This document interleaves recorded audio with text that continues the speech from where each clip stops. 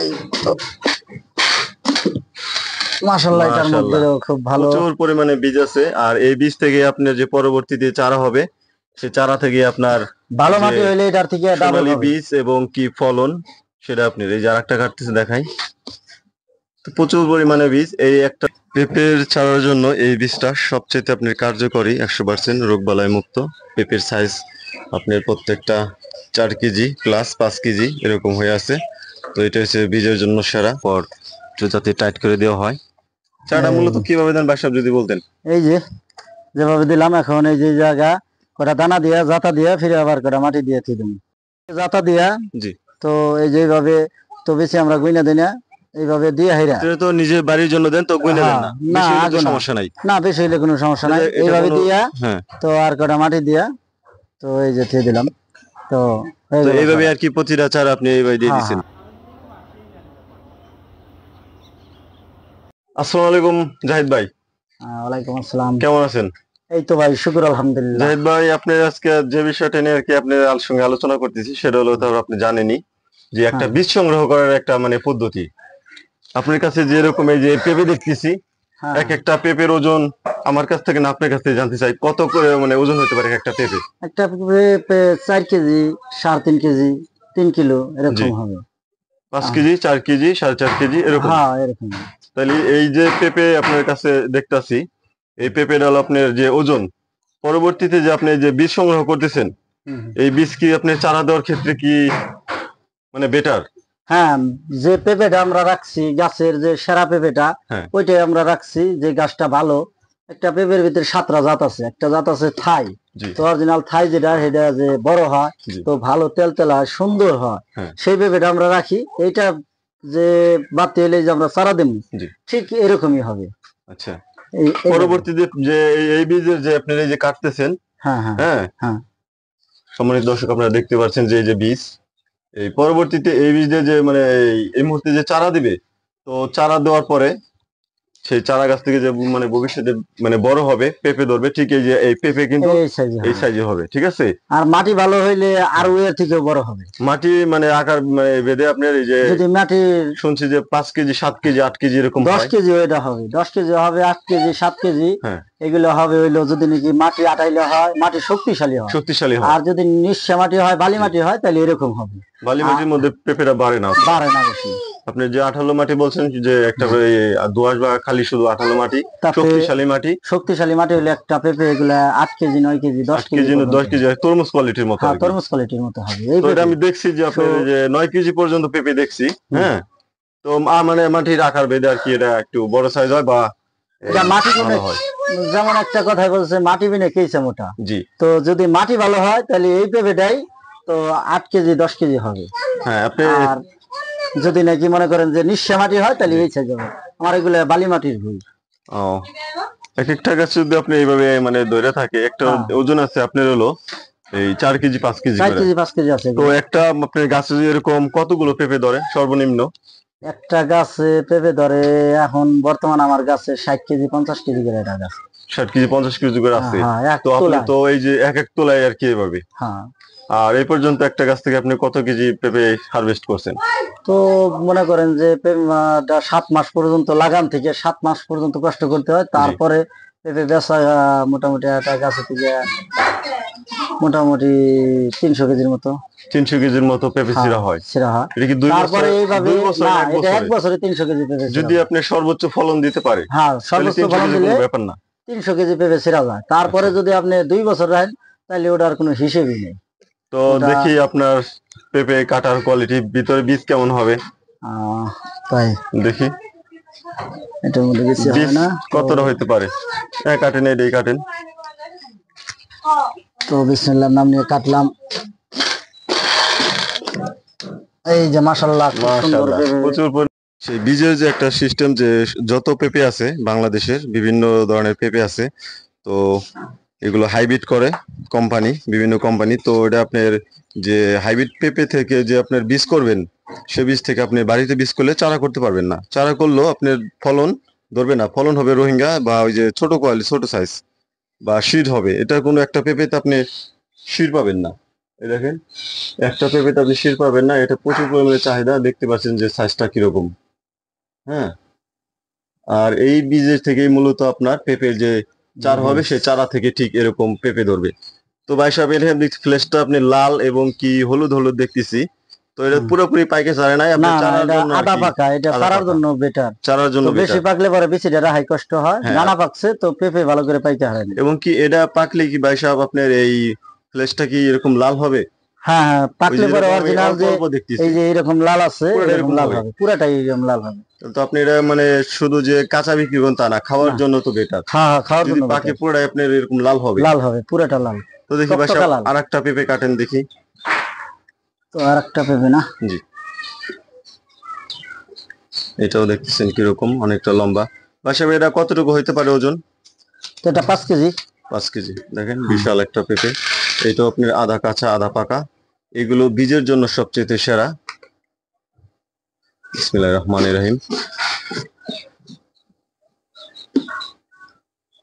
এটা অতটা বীজ হয় নাই, তবে ফ্লেশটা আপনার হপায় এরকম চাইলে চাইলে হইতেছে, লাল হইতেছে। এই জন্য অনেকে বীজের জন্য যে চিল্লাচিল্লি করেন, দেখেন এটার মধ্যে বীজ নাই। তো আমার 5 কেজি একটা পেঁপে কাটলাম, বীজ নাই, কিন্তু এটাই তো লস। কিন্তু তারপরেও বাড়িতে চারা দিতে হলে আপনি এরকম রাখতে হবে, কোনটার মধ্যে বীজ আছে কোনটার মধ্যে বীজ নাই, সেটা তো আর কি বলা কেউ বলতে পারবে না। কেউ বলতে পারবে না, এত চেনার কোনো উপায় সুন্দর নাই। পেঁপে তো কারছি একটাও নাই, কতটা একবারে ফক্স। কত একটাও বীজ নাই, একটাও বাইরে মনে পুরো হয়, তালি ফলস ওটা পুরো কাটলে। ফক্স। এখানে আপনার কতগুলো পেঁপে আছে? এনে মোটামুটি 100 পেঁপে আছে। 100 পেঁপে আছে এখানে। আপনার যদি 4 কেজি করে ওজন হয় সর্বনিম্ন, তবু আপনি 400 কেজি। 400 তো কেজি 400 কেজির মধ্যে থেকে যদি আপনি এরকম বীজ এরকম না হয় দু একটা, তাহলে তো কেমন হয় আপনি বুঝবারই পারতেছেন। তো মাশাল্লাহ দেখেন বীজের যে আপনার সাইজ এবং আকার দেখে বুঝতে পারতেছেন। বাসায় ভিডিও দেখি নাইরা এটা আপনি কিরকম এই যে বীজ, দেখেন, এই যে কি সুন্দর, এই যে দেখেন। আধা কাঁচা আধা পাকা, বীজ কালো হয়ে গেছে গা। তার মানে আপনারা কি চারা দেওয়ার ক্ষেত্রে এই কোনো শুকায় না নাকি এভাবে দিয়ে দেন? না, এইভাবে ডলা দিয়ে তারপরে দিয়ে দিই। আবার যদি দেখি যে চারা দিতে দেরি হয়, জি, তাহলে সুন্দর করে এই ঠোসাটা ভাঙিয়ে তারপরে রোদ দিয়ে শুকিয়ে থুয়ে দিই। তারপরে আবার ফিরে যখন নিয়ে দেবো তখন পানিতে 12 ঘন্টা ভিজিয়ে থুয়ে তারপরে আবার দিই। আচ্ছা, যাতে নাকি জার্মিনেশনটা ভালো হয়, হ্যাঁ, এই জন্য আপনি ভালো। শুকনোটা আবার ভিজিয়ে রাখেন। ভিজে 12 ঘন্টা ভিজিয়ে রাখতে ও, হবে। আর এই যে আপনি যেটা ভিজে দিয়ে চারা দিতেছেন বর্তমান, আর এটা জ্বালানোর ক্ষেত্রে কি দ্রুত জ্বালায় এরকম কোনো কিছু? এইটা তাজাটা দূরত্ব জ্বালায়। তাছাড়া কয়দিনে জ্বালাইতে পারে? মোটামুটি 7 দিনে জ্বালাই উঠছো। 7 দিনে। আর ওইটা 10 দিন লাগবে। ওই যে যেটা শুকনাটা 10 দিন শুকনোটা লাগবে। 10 দিন, 10 থেকে 12 দিন। 12 দিন। আর এটা দ্রুত গজায়, পাঁচ আর দিনের এটা মধ্যে গজা যায়। 5 দিনের মধ্যে গজায় যাবে। বিশাল এটা একটা আপনারা যে জানতে চান যে এরকম ভিজা বীজের চারা সেরা নাকি শুকনা বীজেরটা, তো এটার পার্থক্য একটাই, যে ভিজা বীজটা দ্রুত জ্বালায়, বীজটা নগদ, বীজটা তাড়াতাড়ি জ্বালায়, নগদ এটা তাড়াতাড়ি জ্বালা যায়, আর শুকনোটা জ্বালাইতে অনেক সময় নেয়। সময় নেই। এটা একটা পার্থক্য। ভাই সাহেব আপনি যে এই মুহূর্তে যে পেঁপেটা কাটলেন, এই পেঁপেটার মধ্যে প্রচুর পরিমাণে বীজ দেখা যাইতেছে। হ্যাঁ হ্যাঁ। মাশাআল্লাহ, এই সুন্দর। পেঁপেটা যদি ভিজা ভাবে এইভাবে আমরা দানা দেই, জি, তো কোনো সমস্যা নাই, একবার 100 জ্বালায় উঠবে। তো 5 দিনে 6 দিনে জ্বালায় উঠবে। আর যদি এই বেশিটা শুকিয়ে ভিজিয়ে দিই তাও 100 জ্বালাবে। তো 10 দিন কি 11 দিন সময় লাগবে উপরে উঠতে। তবে বিশেষ করে আপনার এরকম ভিজে বীজটা চারা দেন হ্যাঁ, সবসময়, আমরা ভিজে বীজ বেশি দিই। যেহেতু তো যখন বাড়ির নাকি মন চাইলো কাটলেন, মন চাইলো কাটলাম না, বীজ কাটলাম, দিলাম না, হ্যাঁ এরকম। হ্যাঁ। আর যদি বেশি হইলো পরে দিবো, তাইলে শুকিয়ে ধুয়ে দিই, কোনো সমস্যা নাই। এই বেশি 3 মাস পর্যন্ত এইভাবে থাকবে, একবার কোনো সমস্যা নেই। 3 মাসের মধ্যে কোনো রকম সমস্যা কোনো নেই। রকম সমস্যা নেই। অনেকে কিন্তু যে 1 বছর কার পুরান বেশি জ্বালায় না।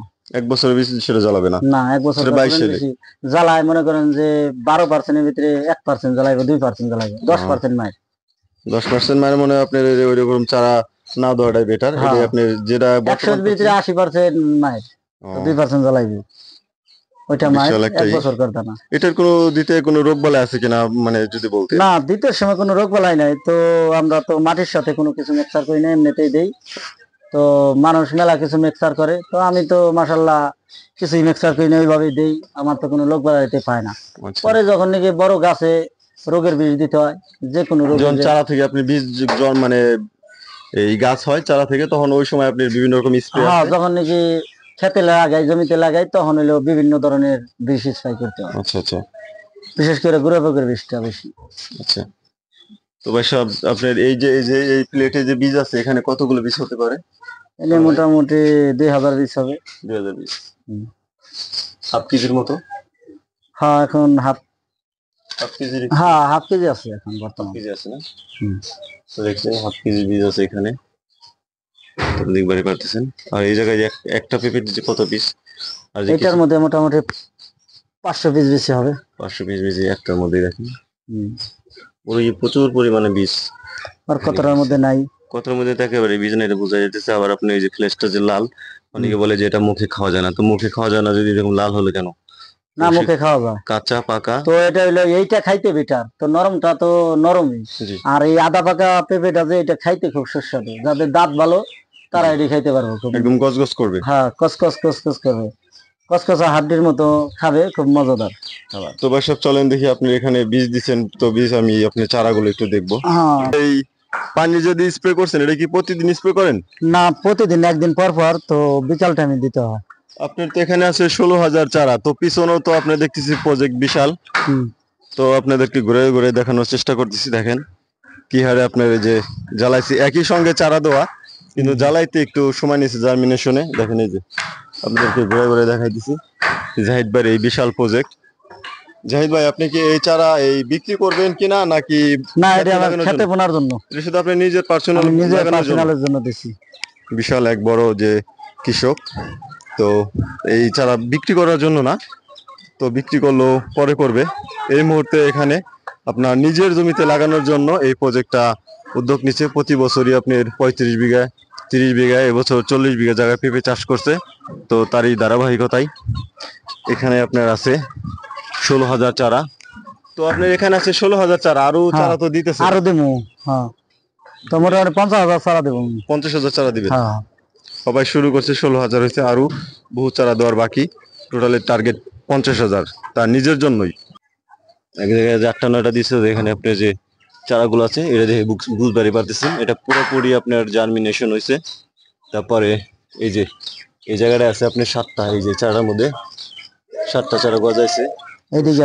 পরিপূর্ণ ভাবে গজাবে, তখনই বুঝবার পারবেন যে আসলে এই জার্মিনেশনটা কত ভালো হয়েছে। এই জায়গায় আপনার ভাই সাহেব, এই জায়গায় কতগুলো চারা হয়েছে আপনার এখানে? 16,000 চারা, টোটালে 16,000।